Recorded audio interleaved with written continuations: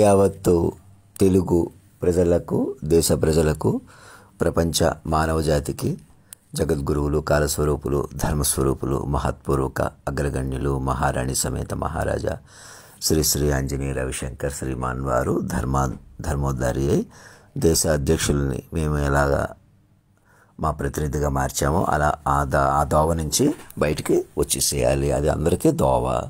మీరే ధర్మం నిర్ణయిస్తున్నట్టు, ఎలాగన్నా మనుషులకు పదవి ఇస్తున్నట్టు, మీరే పరోక్షంగా చంపేస్తున్నట్టు పనబాక లక్ష్మి గారికి ఇచ్చి అక్కడ తిరుపతిలో ఆవిడ కాపు క్యాస్ట్కి సంబంధించిన ఆయన ఇంతకుముందు వాళ్ళ శ్రీమతి వాళ్ళ పార్టీలో పనిచేస్తున్న అధ్యక్షుడిగా, రాష్ట్ర అధ్యక్షుడిగా ఉన్న ఆవిడకి ఎవరికి పదవి ఇవ్వకుండా మరి ఆవిడ ఇంట్లోనే ఆవిడ గుండెపోటు చచ్చిపోయింది ఇలా చూపిస్తున్నారు.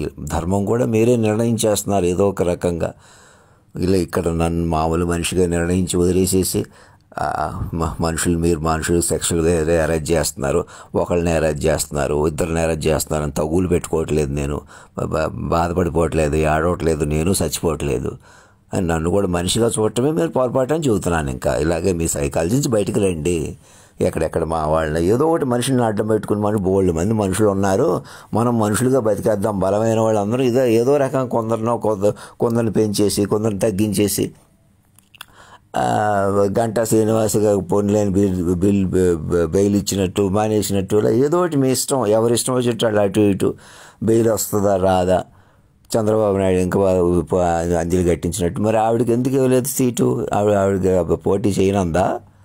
ఆవిడ ఎందుకు గుండెపోటు చచ్చిపోయింది ఇంతలోనే? ఇలాగ మీరు ఏదో టెన్షన్ పెట్టో, కావాలంటే ఎఫెక్టివ్గా మీరు చచ్చిపోయేలా కూడా చేయగలరు. మనుషులు ఏదో టెన్షన్లు పెట్టేసి అప్పుడు కూడా రెచ్చగొట్టి అలాంటి ధోరణి మీ దగ్గర ఉంది. అలా చేయటం వల్ల ఏమొస్తుంది? మీ చేతిలోకి వచ్చేస్తుందా? మీరు బీసీలు మీరు ఉద్ధరించేస్తున్నట్ట, ఎస్సీ ఎస్టీలు మీరు ఉద్ధరించేస్తున్నట్టు. ఎవరు ఉద్ధరించేసినా మేము పైన ఉండాలి. చంద్రబాబు నాయుడు అలాగే ఉండాలి, ఇంకొకటి అలాగే ఉండాలి, మేము అలాగే ఉండాలి అంటే అలా ఉంటారా? మొత్తాన్ని మిమ్మల్ని అందరినీ మృతవంచులోకి పెంచేసుకోవట్లేదా? ఆలోచించుకోండి. ఇప్పుడు కూడా వెలిగిపోతున్న వాళ్ళని, కాపులను, ఎవరినో ఏదో రకంగా మనుషుల్ని టార్గెట్ చేసి కాసేపు బీసీలను, క్షత్రియులు లాంటి వాళ్ళని కూడా రెచ్చగొట్టి మనం ఇలాగే ఉందాం, మీరు రాజులంటే మీరు అని రఘురామరాజుని రెచ్చగొట్టి ఇలా ఏదో ఒకటి మీ మాయలోనే ఉందాం.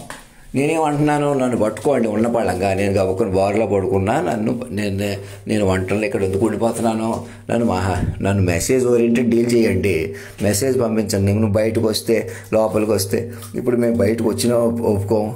ఇలాగ నేను అలాగే ఉంటే, నువ్వు ఇలాగే ఉంటే డ్రెస్సు పై చూడటం, బలం కొద్దీ రెచ్చిపోవటం, కానిస్టేబుల్ వెళ్ళాల నా ముందు నుంచి కూడా వెళ్ళొద్దు, మీరు మైండ్ మారిపోండి, మీరు అధినాయక భావం సరెండర్ అయిపోండి అంటే అక్కడ మేము అలాగే ఉంటాం, నువ్వు అలాగే ఉంటాం. అది వదిలేమంటున్నాను నేనే ఉండలేదు, మీరే ఉండలేదు. అలా ఆ మనుషులు కొందరు మీరే పదవులు ఇచ్చినట్టు, మీరే చంపేసినట్టు చూపించుకుంటున్నారు కదా.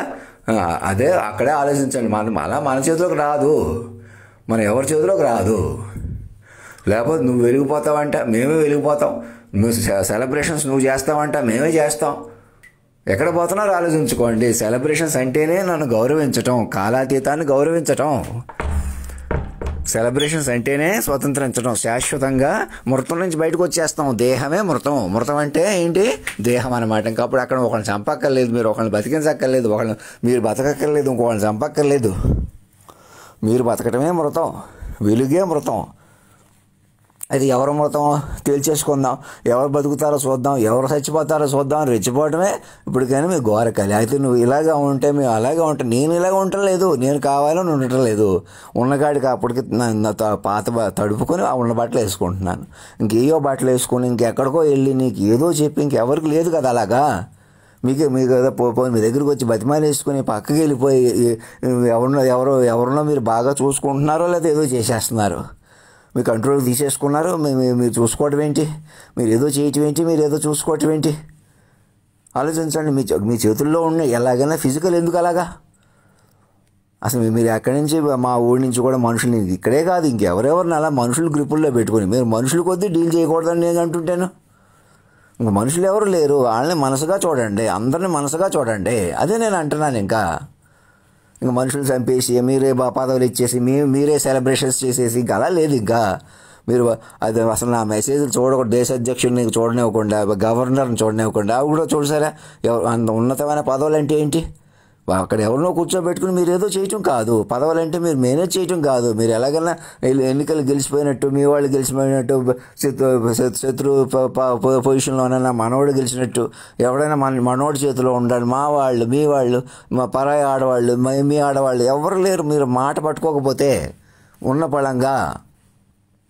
ఉన్న పళంగా మాట వాక్ విశ్వరూపాన్ని పట్టుకోవాలి. మొత్తం ప్రపంచాన్ని అణువణువున మాటలకు ఎందుకు ఇచ్చేసాడు? నన్ను కూడా మనిషిగా కూడా ప్రాధాన్యత లేదు. నేను కూడా ప్రత్యేక సాధకుడిని కాదు. ఇప్పుడు కూడా నన్ను కూడా ఏమీ సాధకుడిగా చూడకండి, మనిషిగా చూడకండి. నేను మనిషిని కాదు, మీరు మనుషులు కాదు. ఎందుకు అలా చేశాడు? మన మంచికి చెడుకి కూడా మాట రూపంలో మార్చేశాడు.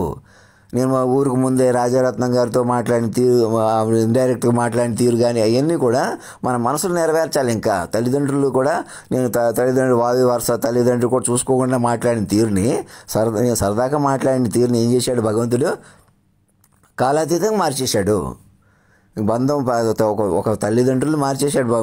అంతేగాని నాకే క్లారిటీ లేదు, కాసేపు కింగ్ అంటున్నాను, మహారాణి సమేతాన్ని ఇంగ్లీష్లో పెడితే నాకు క్లారిటీ లేకపోవటం ఏంటి? చెప్పుకుని వినేకులది క్లారిటీ వస్తుంది. నేను తగ్గించేయకూడదు, మనిషిగా తగ్గిపోతున్నాను, తగ్గించేయకూడదు, ఆందోళన పడనివ్వకూడదు.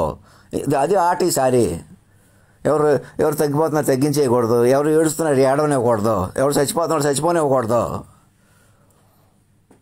అలా వస్తుంది సార్. ఎవరో దొంగతనం చేశాడు, ఆడే చేయలేదు.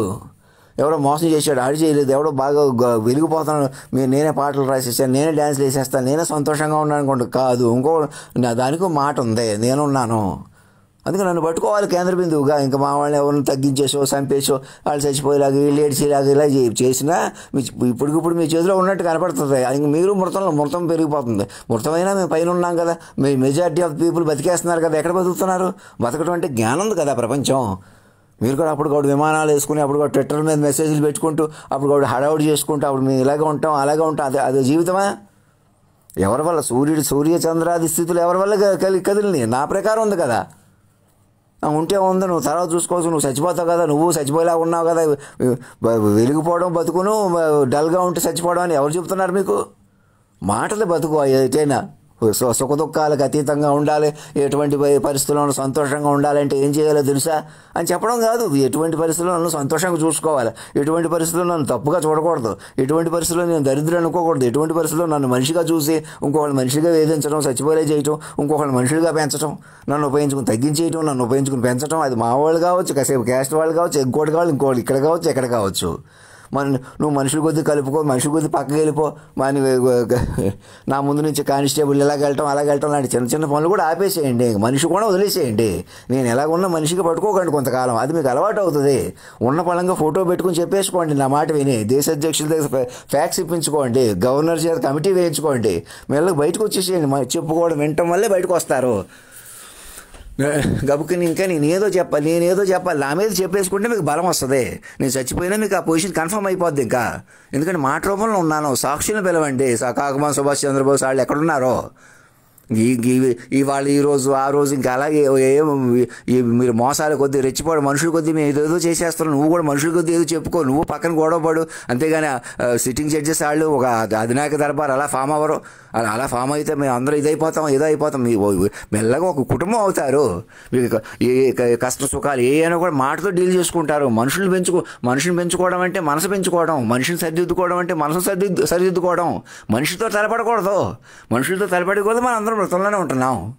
ప్రకటన 1,00,000 పేజీలు 2,00,000 పేజీ ఇచ్చి నేను మరణించిన ఎలా బతుకుంటానో ఎస్టాబ్లిష్ చేసేసుకోవాలి. నేను ఉండగానే మ్యాక్సిమం నా కృషి అది అప్పుడే మీకు శాశ్వతత్వం వస్తుంది. ధర్మం రక్షత సత్యమేవ జయతే.